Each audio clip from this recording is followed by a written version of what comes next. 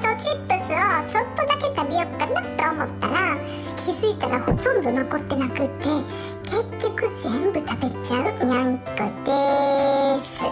一袋少なすぎんねん。はい、今回にゃんちゃんを受けてくれたのは50代女性たこみさんです。たこみさんはにゃんこのチャネリング2回目で、1回目では夫婦関係がうまくいっておらず、子供を連れて家を出ようと悩んでいる状態でした。その当時お家は自己中心的な考えの旦那さんの王国のようになっていて、たこみさんも3人の子供もとても生きづらい生活をしている様子が出てきました。さて、頑張っているたこみさんに送られたメッセージとは一体何だったのでしょうか。それではどうぞ。前喋ったのいつでしたっけ？もう2年とかなりますかね。お話しした翌年の春から出たんですよね。本当に？ここから別居しての、離婚しての、みたいな。離婚したんや。をしました。調停でだったんで、調停申し立てて、成立して、おめでとうございます。ありがとうございます。葛藤の末、出てく前の日に出てるって言って、でもいつっていうのは言わずに、次の日、荷物がまとめて、速攻出るみたいな。お子さんも同意してたんですか？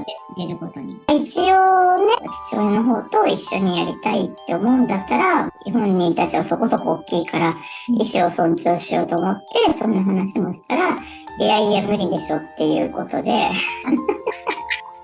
そうやろうな。ありがとうって、あなたのおかげでしたっていうのを言ってほしいだろうけど、その時はほら、私もそんな風に思えないから、根底の肯定感が低いんでしょうね。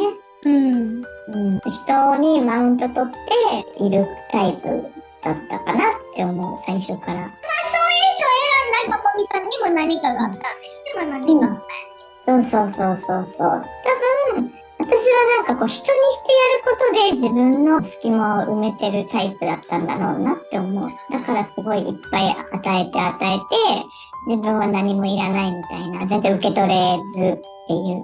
それが旦那との調停ですげえ明確になったなと思った。受け取っていいをやってこなかったから、調停の結果もこうなったんだなと思って。私、魚座なんですけど、魚座はすごい自己犠牲感があるみたいな。だからなんかそこで納得してて、私そういう星の下なんだなみたいな気でいたけど、でもそうじゃなかったっていうね。まあ合ってたんですね。やってあげたい人と、やってほしい人。そう。需要と供給が合ってたなと。ある意味共依存なんですね。そうですね。それでお互い支え合ってたみたいな。順番が違ったっていうのはよくわかりましたね。人のために、家族のために仕事もやって、自分の時間をそこから作るみたいな考え方だったけど、いや逆だったなと思って。そうやんねー。気づけない人ってもうね、いっぱいいますもんね。いっぱいいます、本当に。母親ってそうなりやすいんちゃうかなって思う。無償の愛みたいなところでなりやすいかも。この子のためにどうしたらいいかなとか、家庭が回るためにどうしたらいいかなとか考えて、自分の心の中なんて、昨日鈴木さんの時で、見るという概念がまずないし。そうですね。私も全然なかった。自分のために時間作るとかね。自分が喜ぶために何かするとかはしないもんね。本当に。ね。そう、全然違ったなって。それに気づき始めたのは何かきっかけがあったんですか？やっぱりライトワーカー講座を受講してからですね。そこで考え方、自分をつながるとか大事にするとか、すごいベースになってきてるから。大きく変わりましたね、お家出て。ね。で、去年は1年ずっと調子が悪くて、めまいで入院をしたんですよ。で寝てても回ってるんですよ、ずっと。脳外科に入院して、一応 CT とか MR とか取ってもらって、でも全然問題なくて、その後は神経内科みたいなところ行ってみてみたいな話で。で、家も出て1年弱か。経ってたりして、なんかもう休みたいなと思ってたから、診断書もらうために神経内科に行って、で状況を話したら、それは症状出ない方がおかしいよねって言われて、診断書もらって、1ヶ月最初休職したんですけど、その後2ヶ月伸ばして3ヶ月休職して、でもその後も本当に面白いぐらい調子が悪くて、だから今までのやり方とかで動こうとすると、本当に1日動いて1週間寝込むとか。できないじゃないですか。本当何にもできなくて。それは辛いですね。もうやり方とかを本当に変えないとダメなんだなっていうのを分からせられた年でしたね。じゃあお家にいても横になってるみたいな感じですか？これせっかく3ヶ月も休めるんだから、講座みたいのを申し込んでみたりとか、ちょいちょいやったんですけど、もうことごとくキャンセルとか、ごめんなさい出れませんみたいな。そういう時に講座に出て自分の内面見るとか、何かしらの方法を見つけて、良くなりましたとかじゃないの？じゃなかったです。そうなりたかったんですよ。それきっかけになんかこんなこと始められましたとか、そういう足がかりにしたいとか思ってたけど、ただその発想力がもうダメみたいな。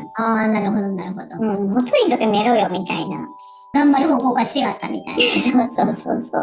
だから、もう違うんだなと思って、もう一切全部情報をシャットダウンしようと思って、全部入ってたコミュニティみたいなとかも全部やめて、7月くらいから復職して仕事行ってて、仕事できるんですか？できなかったです。まともに1週間行ける月がないみたいな。お休みするんですか？そう、お休みとか、そうで、行き始めの2ヶ月ぐらいは、本当に、お休みみたいな。で、徐々に遅刻とか、な感じでは行けるようにはなってきて、でも1週間まともに行けたのなんて、本当に12月ぐらいからかな。6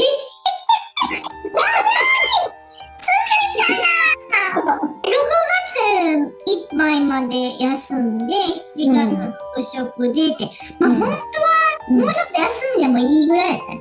そう、本当はなんかあと3ヶ月ぐらい休んでもよかったのかもしれない。今になると休めばよかったと思うんだけど、なんかやっぱり長年やってきた佐賀で、これ以上はみたいなね。でもこうやってできない自分になってみて、いろんなことが諦めがついたっていうか、頑張れてる時だと、自分がこうしなくちゃとか、今日誰々がお休みだから行かなくちゃとか、なんか自分がやんなきゃみたいなのがすごいあったけど、もう無理みたいな。所詮サラリーマンだし、別に私いなくても回るし、みたいな方向にも変わって、有給なんかも使い切っちゃってるけど、全然いいやみたいな。むしろ休んでサラリーマンの特権使った方が良くないみたいにまで変えて。有給取れたって。はい。となんかこう回り始めたな、自分の中のエネルギーがっていうのが本当にここ最近です。大変でしたね。でも、なんかガツガツしないで、やりたきゃやるけどやりたくなきゃやらなくていいみたいな感じでいられたりとか。やれない自分を許せてきたんですそうですね。今振り返ると、なんであんなことやってたんだろうって思いますもん。全部100から120でやってたなと思うし、仕事行ったら仕事でもう本当に全力投球で、帰ったら子供のこととかで、全力投球みたいな。自分のためにとかってあんまりなかったなーって本当に思って。もっと頑張ってきたんですね。そういう自覚が本当になかったんですけど、いや、よくやったなーって思えるようになりましたね。そう考えたら本当に全部教えてくれただけなんですよね。大変だけど。そこまでしないと、やらんでいいんやっていうのが分かれへんかったの。そうなんでしょうね。現状を変えたいにすごく焦ってたんだと思います。収入をもっと増やしたいとかもあるから、自分で何かできたらいいなっていうのもずっとあって。でももうそれどころじゃなかったんですよね。そう、それどころじゃなかったんですよね。調停やってる時とかは、目の前の現実は全部自分が作り出してるみたいなことは本当にわからなくて、あの人があんなことさえ言わなければとかさ、あんなひどいこと言われてたのが、なんで私のせいなんみたいなわかる。感じでしたけど、でも、夏にね、地元にある日本三大天狗のうちの一つのお寺みたいなところがあるんですけど、そこにね、厄除けみたいなので行ったんですよ。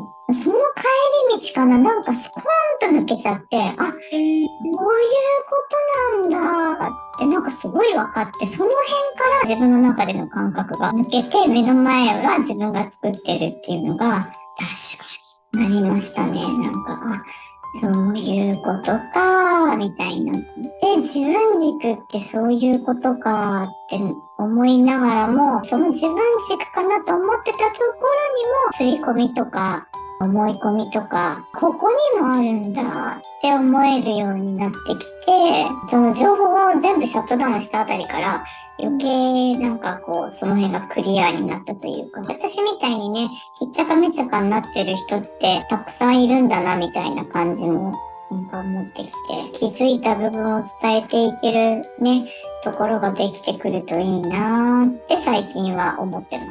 まあなんとなく子供たちまだ停滞感があるので、あ、本当に。子供たち今何歳ですか？一番上が今20歳。で、2番目が17。で、3番目が14かな。出てきて、ちょっとマシになりましたか？その子供さんの様子は？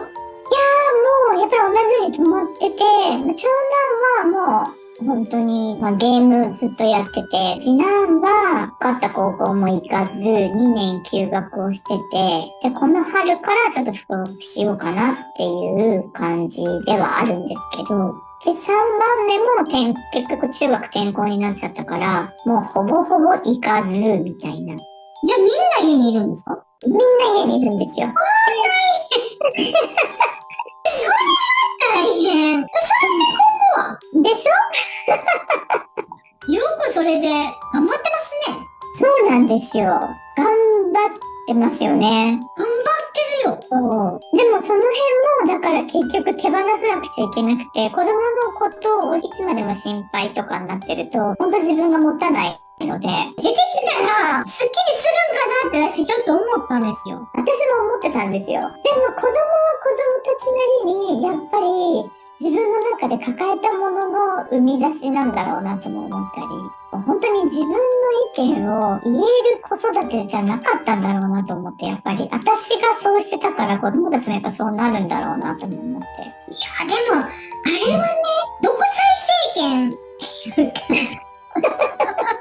前のジャニーニングではもう人権がなかった家。うんうんうん。ごめんなさいね、こんな言って。いいです、いいです。旦那さんの王国やったじゃないですか。ただ歩いただけやのに、それまで否定されるみたいな。うんうん。歩き方が、みたいなね。そう。そのとこまで言われんのみたいな。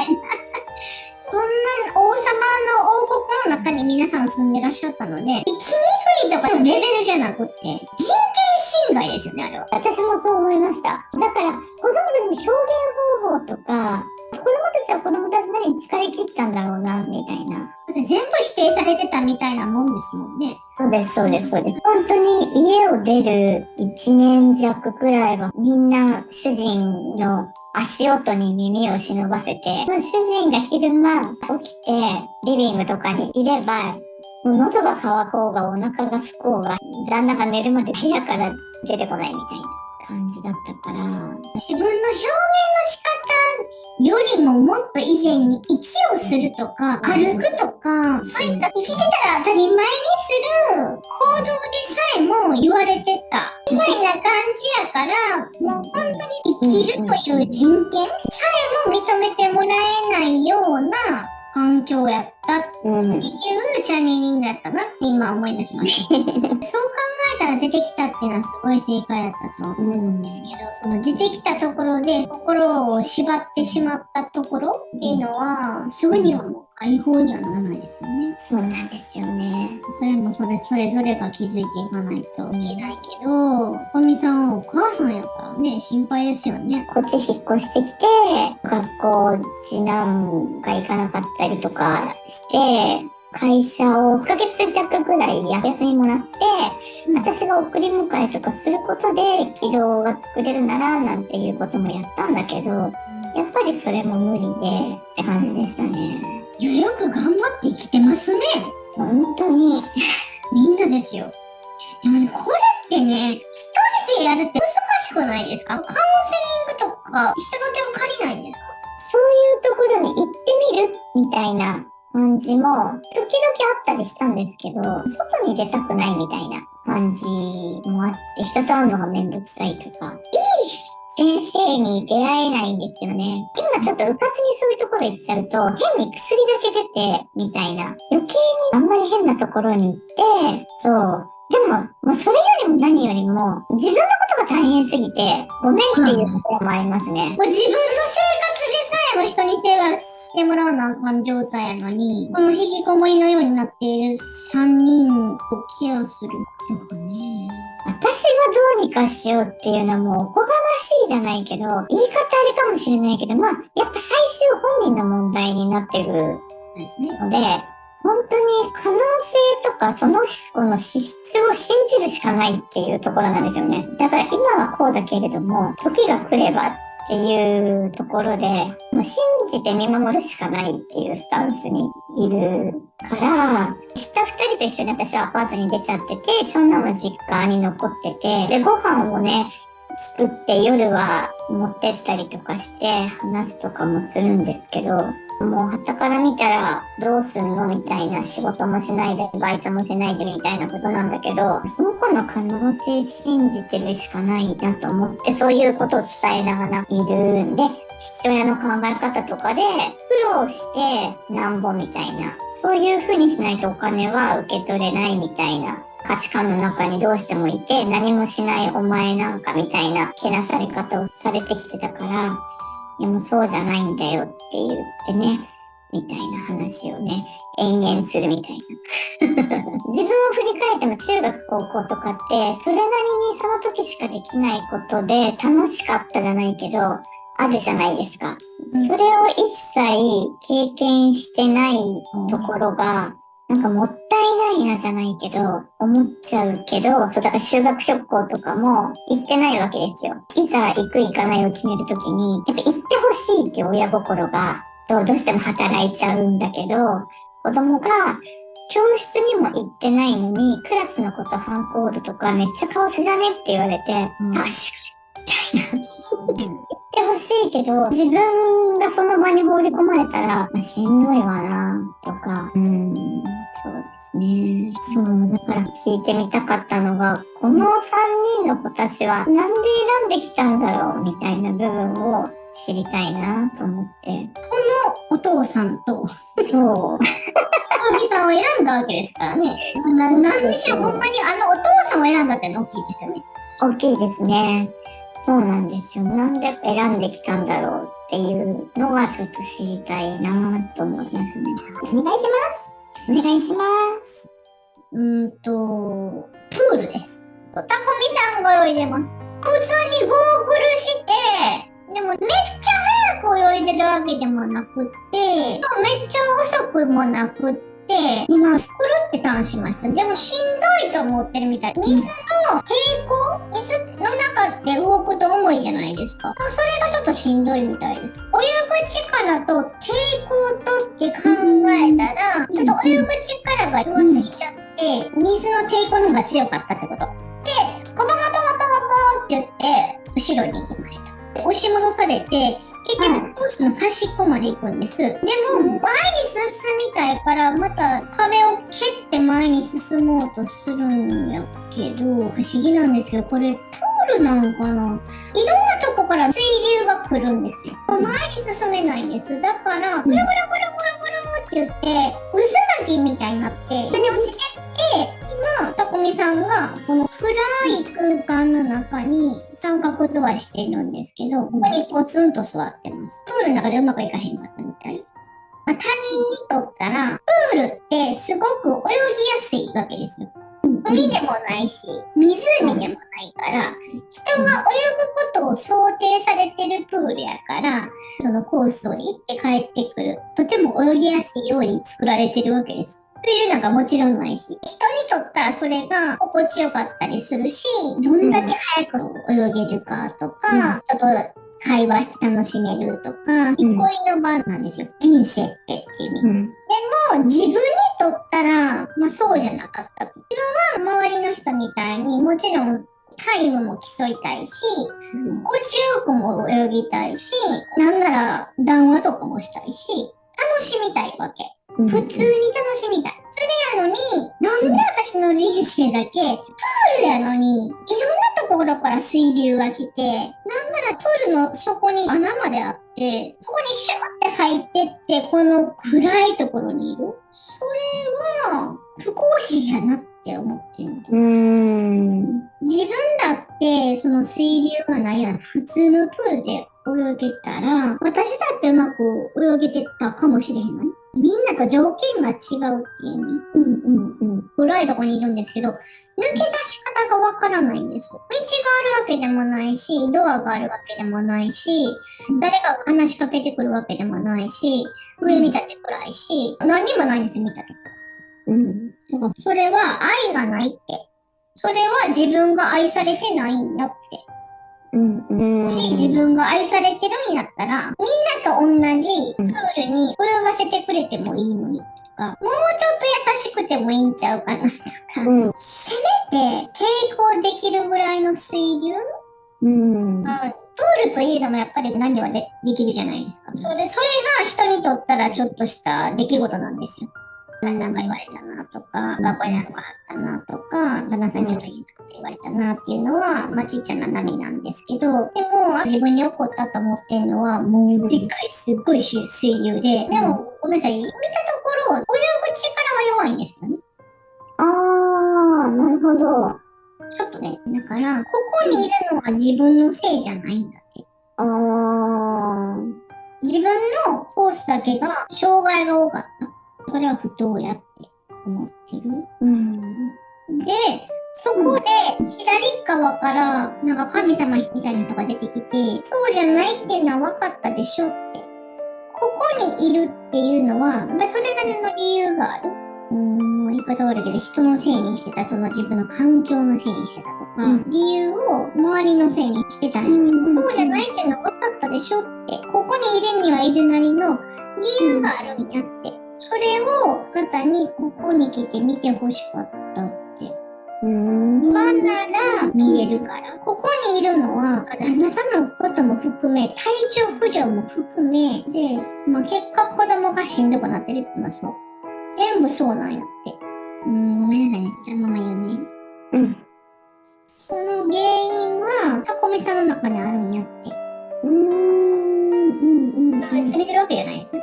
それを見ないことには改善しないよって。例えば、さっきの話の流れになると、お子さんが今の状態になってるっていうのを、私、旦那さんのせいなんかなって思ったんですよね。でもそうじゃないって言ってるかな。確かに、その旦那さんとの関係を作ってしまったのは、二人のせいではあるよ。でも、今困ってる、タコミさんの目から見たら困ってるじゃないですか。お子さんももちろん困ってるけど、お子さんが困ってる状態があるっていうのは、タコミさんが困ってるわけですよ。自分の体調が悪いのも困ってるわけ。それは自分が作り出したものなんやって。その子供がしんどくなってしまっている原因を旦那さんに見たらあかんみたいな。それもあるかもしれへんけども、そうやっている以上見れないよって。それさえも自分の中にあるっていうことを見ないといけないって。どうしてもやっぱそれをあなたの中に見ている以上、サポートさえもできないなって。で、かこみさんがびっくりしてます。ちょっと、思ってたのと違うわけですよ。私も違うから今びっくりしてますけど。かこみさんからしたら、自分ができることは全部やってるわけ。子供のために何かしたい。もう自分のことが自分でちゃんと機嫌を取れないと、そもそもサポートもできひん。去年のように自分が潰れてしまったら、子供どころかもう何もできないわけですから。だから、いろんなことに気がついて、それでも子供をサポートするっていうのをもうできるだけやってたわけ。でも今更そうじゃないって言われて、ってなってて、自分なりにちゃんと逃げもせずにね、自分の悪いところもちゃんと見つめて、気づきも得て、しんどいながらもちゃんとやってて、ってなったのに、今その原因が自分の中にあるんだとか、あなたのせいにしているとか言われて、びっくりしてる。でも、私の映像の中でですけど、たこみさんが思ってるのは、いろんな制約をつけて、自分ってしんどくなってたわけ。それやのに、その子供がこうなってしまったのを自分のせいやって言われたら、もうしんどい。だから、見たくないって。もうこれ以上責められたくない。だってもう責められたんやから。不当な理由で。まさにそうやって言われてた人生やったし、そこから脱出する流れやったし、人はそうやって言ってるけど、自分はそう思わない。ちゃんと自分軸でやる学びやったわけ。数年は。だから、今更、その子供がこうなっている原因を自分のせいやって言われたら、もう立ち上がられへん。もう、限界以上に頑張ってるんやから。って言って、行きたくないってちょっと思ってる。なるほど。だから今、神様とにらめっこしてます。で、神様でさえも私の味方してくれへんねんやって言って今泣きました。こんな人生やったのに、誰も私のこと味方してくれなくって、それがずっと苦しくって、やっとそこから抜け出して、ほんでしかもね、こんなチャネリングなんて、言うたら優しい言葉とかかけてくれる人がいるわけですよ。でも他のしんどい人はね、私もそうかなと思ったんですけど、でもそれやのに、こんな最後のね、最後の藁をもつかむ思いでこれを受けてるわけやのに、そこでさえも私のこと認めてくれへんになって、あんたよくやりましたねとか、頑張りすぎですよとかね、偉いねとか、認める言葉やね。その神様でさえ、私で責められるんですかって。そんなに私って悪いんですかって、ちょっと怒ってるぐらい。の場面です。なんで神様言ってる、それだよって。いないといけないの、それだよって。ごめんねって。最後の最後に助けてもらいたいと思ってここに来たのは知ってるって。あえてそれを言ってごめんねって。気づいてほしかったって。自分を擁護できないのは自分やろって。他の誰でもない。旦那さんでもない、子供でもない、親でもないし、そして神様でもないんやって。自分が自分の味方じゃないと、誰があなたと味方するのって。自分を認められるようになったかもしれへん。でも、それだけいろんなところから接種を受けようとしたりね、今回のこともそう。それはやっぱり救いの言葉を求めてきた。どんだけ人に言ってもらえなくても、神様やったら分かってくれるやろ。それでガス抜きができて、また頑張ろうって、こんな苦しい状況でも、神様は私の味方についてくれてるわけやから、頑張ろうって思えるような、そのためのセッション探しっていうか、だから助けをやっぱり人に求めてるんですよね。なるほど。でも、さっき子供に言ったみたいに、その人を助けられるのはその人しかいないんですよ。子供のサポートをしたい。子供の味方でいたい。子供がそのままでいいよって言ってあげれる存在でいたい。そんな家庭環境じゃなかったからね。でもそれをしようと思ったら、まず自分が自分にそれができないといけないんだって。本当に自分のことをそのまま認められてますかって。自分で自分を褒める。こんだけやってるんやから。すごいことですよ、こんだけやってるってね。それを神様に求めてるんじゃなくて、自分でちゃんと認められてるかって。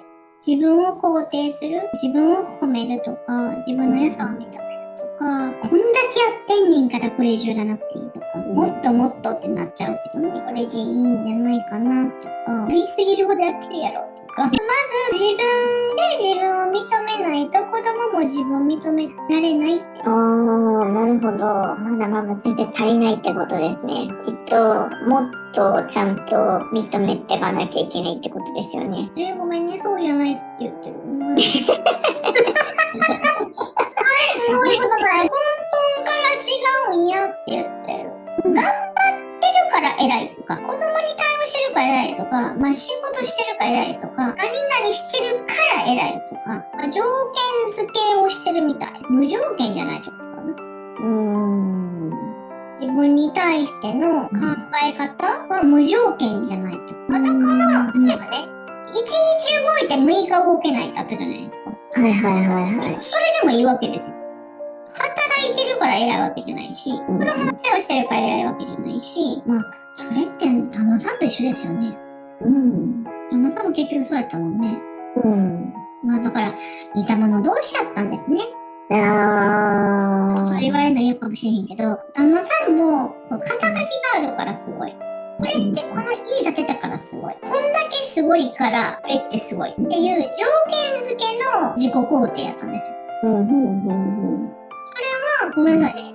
タコミさんも一緒で、こんな状況になりながらも前向きに学んでる。仕事も行ってる。その中でもすごいいろんな学びもあった。で、子供のことも、自分なり頑張ってやってる。で、そういうのも取っ払って、自分っていていいんやっていうことを、まず自分が真から理解しないといけない。なるほど。で、それが自分に本当にちゃんとできてないのに、子供にができないから。だからそれをするための学びやったって、この1年。なるほど、なるほど。だから、頑張る人やから、すごい頑張るじゃないですか。できることめっちゃやるじゃないですか。できる以上にね。はい。ごめんなさい。旦那さんと一緒かな。だから、どっちも認めて欲しかったんです。旦那さんは旦那さんで、肩書きやらなんやら、収入やら、それで認めて欲しかったし、タコミさんはタコミさんで、それをサポートする自分。無償でも、自分に何も見返り何もなくても、人にやって差し上げられる精神の自分。それを認めて欲しかった。お互いに認めて欲しかった。でもお互いに認められないじゃないですか。二人とも自己肯定感低いから。それはすごくよく似てる。一方では共依存。何々してほしいし、だから皆さんしてあげたいからそこは共依存やったけど、根本では一緒やった。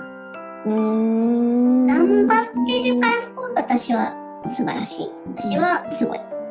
その点ではよく似た者同士やったのかな。それがまたちょっと引きずってる。ただ家出てきたとしても、こんなすごい状況の中で学べるようになってきた自分とか、子供にちゃんと話すとか、難しいですよね。何にもしなくても価値あるって思うの難しいですよね。だって母親やからやっぱり子供も大変やから、それに対して何かやってあげたいとか絶対思っちゃうし、それがなかったら私ってなんて母親なんやろって思っちゃうけど、そうじゃないっていうことを言ってる。これなんかすごい難しいと思うんですけど、例えばね、自分が倒れてる時に、結局何もできないじゃないですか。物理的に何もできないじゃないですか。本当は働かなあかん。本当は子供がこんなにしんどくなってんねんから話聞いてあげたい。なんなら学校との交渉をしてあげたいとか、送り迎えもしたいとか、もう考えられる限りを全部したいわけ。母親としたら。でもね、それをやってることこそ、子供にとったら、しんどいわけ。何かしないといけないって思ってる母親と、何にも自分はできてないって思ってる子供。母親が寝てる状態を良しとしてないのに、子供に今の状態いいよって言ったって説得力ないから。だから、去年の何もできない状態っていうのは、子供の状態を母が知るということ。それに対して母親がどう対応するかっていうのを子供に見せるための期間やった。何にもできてない自分。っていうのを良しとできるかっていう試練っていうか、それこそが教えるっていうことなの。長男さんにいろんなことこうしたらいいよ、ああしたらいいよっていうのが自分の中では解決方法やったんです。そうやったらいつか自分の力で、ちょっと希望の光が見えて違う行動を起こしてくれるかなって。それが解決方法やと思ってやってたんです。それは本当にすごいなと思うんですよ、私も。でも、そうじゃなくって、自分が実際そうやってなった時に自分のことを許せるかどうかっていう課題やったんです。あの時期は。何にもできへん。本当にちゃんとしなあかんのに、自分よりも大事な子供がね、すごい苦しい状態の時に何にもできへんってめっちゃ辛いですよ。でも子供からしたらそれは一緒なんですよ。みんなが学校行ってる時に自分はその高校とか受かってこれから行きましょうって言ってる時に行けないっていう罪悪感、価値観、それって一緒なんですよ。たこみさんが動けなかった時と。なるほど。だからたこみさんが休めばいいのに、もうがっつり休んでそれをよしにしたらいいのに、ボロボロになって休みながら遅刻しながら、それでも行こう行こうってするっていうのは、そうしないといけないよっていうのを子供に見せてるのと一緒なの。なるほどなぁ。だからこそ、今言ってんのは原因はたこみさんにあるんだよっていうこと。そうなんだ。鏡になってるっていうこと。それはそのたこみさんを責めてるわけじゃないの。頑張りすぎ頑張るっていうのを見せてるわけ。そういう生き方を見せてるわけ。確かに、ああいう風に引きこもりになった原因はお父さんだったんかもしれへん。独裁政治みたいな、人権侵害みたいな家庭を、旦那さんだけが救ったわけじゃないかもしれへんけどね。でもそっからどう回復するかっていうのは、今、たこみさんが見せてるんですよ。ほんまにこれ以上もう動かれへん。自分でもどうしようもない。その自分を良しとできないたこみさんに問題があるっていうこと。まず自分が自分を許すっていうのを子供に見せないと、いくら長男さんの話を聞いたって、いくら送り迎えして、この子が生きるようにできるんじゃないかなって思ったって、それはごめんなさいね、逆効果な。頑張りなさいって言ってんのって一緒やから。なるほど。なんか上司でいるじゃないですか。何か体調不具合とかあったり、子供の用事とかあったら、休んでいいよって言ってるくせに、自分熱出てもインフルエンザかかっても来る人とかいるじゃないですか。います。そんな人。口で言ってるくせにこの人やってないねんからあかんねんや。だって上司やってないねんから自分かってインフルエンザかかってたらいかなあかんねんや、みたいな。そんなことしたらあかんけど、そんな感じで、少々体調悪くてもやらなあかんねんなっていうのを体現して見せてる上司と一緒ですよ。上司が、私もうほんまにちょっとしんどいから休みますってパンって、こんな時に休むのっていうのを見せたら、私も休んでいいんやってなるじゃないですか。なります、なります。それと一緒。なるほどなぁ。生きてるだけでいいんやって。寝たきりになったかもしれへん。でも、この寝たきりの状態で生きてるだけでもすごいんやって。それを自分に許可しないと、その姿を子供に見せることもできないんやって。頑張り方の根本が違うんです。いや、頑張ってましたよ。私はすごい頑張ってたと思いますよ。もちろんそう。それだったらきっと神様だと思ってる。でも、それだったらうまくいかないっていうこの仕組みを教えてくれてるだけ、神様は。愛を持って。辛いかもしれん。だってそんな、こんだけ頑張ってるたこみさんに、そうやってまた自分に原因あるよって言われたら、それは悲しい思いをするっていうのはもう分かってるわけ、神様は。こんな頑張ってる人に、もっと辛い思いをさせたくはないですよ、普通やったら。人って。でも、それに気がつかないと、ここから出れないわけ。だからこうやって言ってくれるのは、本当に愛なんですよ。愛やし、そのことをギリギリ聞ける状態な、今は。おみさんがね。ほんまにめっちゃ倒れてる時にそれ聞けないですよ。もう耐えれないから。こんだけ頑張ってて、まだ自分に原因あんのかよって。もうそんなん聞けませんって。でも今ちょっとこの回復してきた時期。まだギリギリ文句はあれど聞ける状態な時期にやっぱりこのことを聞かされたっていうのはやっぱりそのタイミングとかも全部こう測られてるというかね、ちゃんとライトタイミングなんでしょうね。こうやって言ってくれるのも愛やし、子供と一緒で、できるからこそ言われるの。この状況で自分の内面見なさいって言われるのはすごい大変なこと。私もそうやって思うんです。客観的に見てね。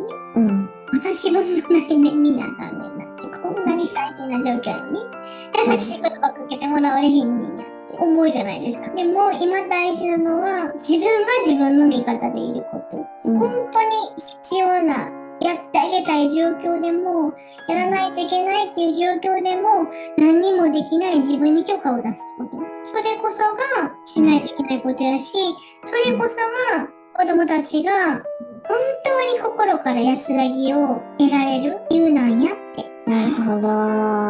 子供たちが頑張らないといけないっていう状況を作り出してたのは、旦那さんだけじゃないんです。あこみさんもそれで作ってたんですよ。それに気づくのってすごい難しい、これは。子供たちにそのままでいい。何にもしなくていい。この状況で生きてるだけですごいですよ。こんなちっちゃい子が人権侵害長年されてたんだから。たこみさんが頑張ってるのもそう。全く同じ。みんなめっちゃ頑張ってんの。それを子供たちに伝えようと思ったら、まず自分に許可しないといけないの。心からね。それが今、聞ける状態なんじゃないの？こんだけ愛のある人やから、かみさんがね、すごい今まで頑張ってきた人やから、こんな苦しい中でもちゃんと自分のことを内面を見て、気づきを得て、ちゃんと成長しようとしたわけ。だから、すごい苦しいかもしれん。でも、あなただからこそ、できると思ったからこそ、このメッセージを伝えたんやって。これをマイナスと捉えない。自分への批判やと捉えない。自分が足りてないって思わない。そういういろんな気づきを今までしてきたから、だからこそこのメッセージをプラスに捉えられる時期やから今言うんやって。これがもうちょっと弱い人やったらできへん。自分を責めてしまう。こんな苦しい時でもダメ出しされんのかよって思う人絶対いると思うんですよ。そういう人にはそんなメッセージいかないと思うんですよ。だって逆効果やし、そうやって言われてショックやったかもしれへん。でも、それをちゃんとプラスに変えれるぐらいの成長をこの何年かしてきたって認めてるからこそ言うんです。さっきたこみさんが子供の力を信じてるからこそ立ち上がれるって信じてるって言ったのと一緒。神様だってこみさんがこのメッセージをちゃんと受け取れる、そこまで成長したって思ってるからこそ言えるんです。だからこれは信頼やし、愛な。そんだけ信頼してるってことなんですよ。そんだけ頑張ったって認めてるってことなんです。だからダメ出ししてるように一見見えるかもしれん。そうじゃないの。そんだけ素晴らしいって思ってるってことな。認めてるってことな。本当に見守られてるんですよ。愛されてんの。認められてんの。こんだけのことを認められてるんやから、自分のこと認めなさいって。それでいいんやって。それは私から言うんじゃない。神様から言うんでもない。ちゃんと自分で認める。だって今言われたじゃないですか。最初はダメ出しかなって思ったけど、もうこれって結局信頼やから。認めてるっていうことやから、結局言ってくれてるんですよ。神様はね。優しいですよね。結局は認めてくれてるんですよね。なんか思った結果なんですよね、これは。認めてほしかったね。誰かによくやってるねって言ってもらいたかった。それを本当に大きな愛で今言ってくれてるんやと思う。最初は、なんでって思ったかもしれへん。でも、自分が思った以上の信頼をもらってるんです。それには嘘がないの。これ以上の称賛はないですよ。それぐらい成長したって、神様に太鼓判をね、押されてるわけですから。これ以上の称賛はないです。本当に頑張ってきたっていうのは本当にそうなんですよ。この何年間、ほんまにしんどかったと思います。これ以上の愛はないですよね。うん。そうですね。だから素晴らしいですよ。人間の成長ってね、永遠やから、どんだけ頑張ってても、やっぱりずっと先はあったりする。だから、たこみさんはこの何年間、ほんまに自分の力以上に頑張って、人に認めてもらえなくても頑張ってやってたけど、まあ、その結果こうなったわけですからね。うん。それはすごいことですよね。うん。それをしかも神様にこういう形で認めてもらえたらめっちゃ嬉しいじゃないですか。そうですね。うん。だからやっぱり講座とかそういうのじゃなくて、もちろん楽しかったらやればいいけど、こうやって気づいていくことこそが講座なんですよね、本当は。ここに生きるっていうことこそが学びっていうか学校やから。苦しい中でもちゃんと愛を持ってやるっていうことこそが本当にうちらやるべきことやし、やりたいと思って来たことやし、それをちゃんと立派にやっておられると思います。ありがとうございます。だから自分を許しなさいって。いいんですね、もうね。生きてるだけで十分。うん。それは一緒なんですよ。子供も生きてるだけで十分。まず自分を褒める。自分を褒める。生きてるだけで十分ですね。倒れた時、本当に何かしないといけない時でも、もう本当に息してるだけでも十分みたいな。なかなか思えないですよね。このシチュエーションね。生まれ間違いの子供かってそうですよね。子供にしたら学校行かないっていう罪悪感はすごいですからね。すごいと思いますよね。でももうそこにもいてくれるだけでありがとうですよね。本当そうなんですよね。それをまず自分にするってことですね。それってものすごい難しいんですよ。究極の学びっていうか、いろいろ学びってあるじゃないですか。これってこういうことなんやなとか、まあ自分に相手が足りてなかったかなとか、他人優先じゃなくてさっき自分やねんなとか、どんな人にもこれってすごい難しいと思うんですよ。どんだけ冷静の高い人でも、やっぱり人の役に立ちたいと思うし、何かしたいと思う。またさっき言ったみたいにお金を稼いだ方がいいんかなとか、だから最低限それをするっていうのがやっぱり人の欲求とかやったりするんですけど、それを本当に全くしなくても、生きてるだけでも、いるだけで十分価値があるっていうのは本当に究極の学びっていうか、行き着く先なんですよね。で、それができて何をしたいかなんですよ。だからそれを先にやってないのに、まあ、例えば通信制行くかとか、ずっとこもってばかりじゃなくて、何か違うことするかとか、うちに行っちゃうんやけど、じゃなくて、まず自分はこのままでいいんだって思ってからしなければならないじゃなくて、自分が何をしたいか、その後に来るみたいな。まあ、先に認めるんじゃないと、もうずっと続くんやと思います。ごめんなさいね。こんなん言ったらちょっと不安になっちゃうかもしれないけど。いや、でも、そうなんですね。家出たからって自分は自分でいいんだって思えてるわけじゃないってこと。まあ、心の問題ですからね。まあ、きっかけ旦那さんとか家庭環境だったかもしれへんけど、そういう信念みたいなのがもう根付いちゃってるから、それを解くっていうのが出てきてからの課題。それを先にしないと良くならないんやと思う。外に出ていくっていうところにたどり着かないんやと思う。なんだっていいんですよ。やりたいことは。学校に行くとかじゃなくてもいいし、本当にもう何か楽しい裁縫するとか。なんだっていいんですよ。やりたいことなんて。その人が楽しければ。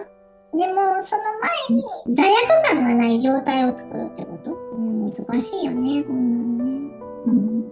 だから、もし正解があるんだったら、倒れた時に、私はこんだけ休みます。休んで、ずっと寝てるとか、ずっとテレビ見てゲラゲラ笑ってるとか、自分の楽しいことをやるっていうのを見せるっていうのが良かったのかも。心地よく生きるっていうこと、それを見せるっていうこと、それができることなんやって。対子供にして何をするとかじゃなくて。何の心地よく生きる。何の役に立たなくても、それでいいと思い切る。っていうことこそが子供に対するサポートなんや。まず最初に見せる。この家庭の中で、家族の中で一歩抜き出るっていうね。これを見せれんのはたこみさんなんだと思う。だからまあちょっと時間かかるかもしれないですけど、でもずっとそこにいるよりは前進ですから。違う方向で頑張れば頑張るほど子供たちは出てきませんから。だからそこせさえちゃんとね、違わなければいいと思います。まあ許可を出しなさい。意のままに生きなさい。風を感じて、太陽の光を感じて、いるだけで素晴らしいっていうのを子供に見せなさい。これこそがあなたができるサポートですよ。これが本当にしたかったサポートです。あれですね、質問が違いましたね。最後に聞きますね。たこみさんのところに子供さんが生まれてきました方ですね。はい。一緒に成長するため。はい。課題が一緒なのかな。ちょっと立場が違えど、その課題を皆さんが取り組んでるっていうことは、おみさんだけじゃなくて、お子さんだってすごい冷静が高いんやと思うんです。でもそれを、まあ、神様が言った通りにね、できるからこそこの環境を選んできてるわけだから。だから魂、レベルが高いお子さんなんじゃないですかね。すごい大きな学びをやってる最中なんですね。そうですよね。確かに。それを10代とかでやろうとするわけですもんね。ほんまやね。ほんまや。私50でやってますけど、あの子たち10代でやってるんですもんね。こんな若いのにね。そう。でも子供とかね、に対してはね、生きてるだけでっていう気持ちが持てるけど、自分に対してってね、そこの視点はなかったのかもしれない。なんかめちゃめちゃこう死にましたね。一緒に成長するため。まずは私が見せないとね。そっか。やっぱりね、改めて、確かに評価っていうか、外に求めてる部分はあったんだなって思いました。究極だと思いますけど。ありがとうございます。